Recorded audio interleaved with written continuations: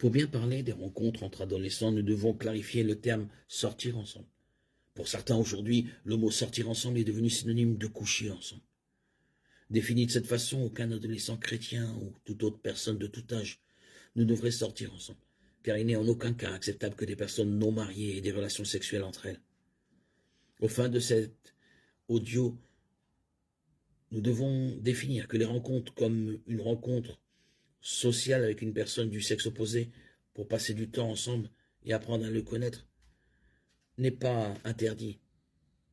Les rencontres peuvent être occasionnelles, sérieuses, à titre de loisir. Elles peuvent conduire à une romance ou à des chemins séparés pour les deux individus. En considérant la sagesse des rencontres entre adolescents chrétiens, nous devons établir le but des rencontres.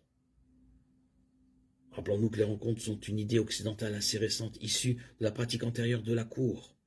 Le but de la cour était de déterminer si un garçon ou une fille s'aimaient suffisamment pour envisager le mariage. Courtiser une personne impliquait toute la famille et impliquait toujours un chaperon, à une époque où le mariage se produisait plutôt souvent à la fin de l'adolescence. La cour fonctionnait bien comme moyen de choisir un partenaire de vie.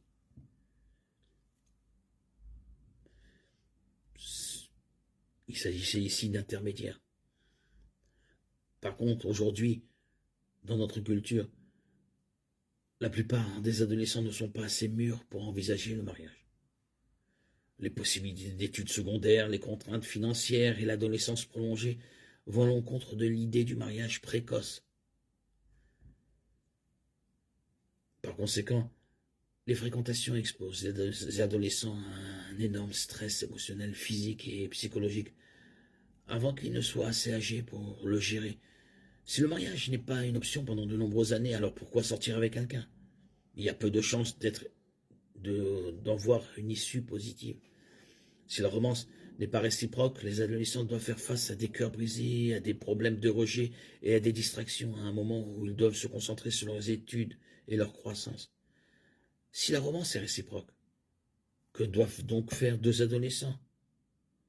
Deux adolescents de 16 ans amoureux, mais qui ne peuvent pas se marier, avant plusieurs années, risquent de franchir les limites sexuelles et de créer davantage de chagrin et de problèmes plus profonds. Pour évaluer la pertinence des relations amoureuses entre adolescents, il faut prendre en compte le nombre de maux de la société qui sont liés aux relations amoureuses et à l'expérimentation sexuelle chez les adolescents, tels que l'avortement, la monoparentalité, la pauvreté, les MST, les suicides, les bas salaires, le sida, les viols et taux d'abandon scolaire. Combien de ces problèmes pourraient être considérablement réduits si les adolescents attendaient la fin du lycée pour s'engager dans une relation amoureuse?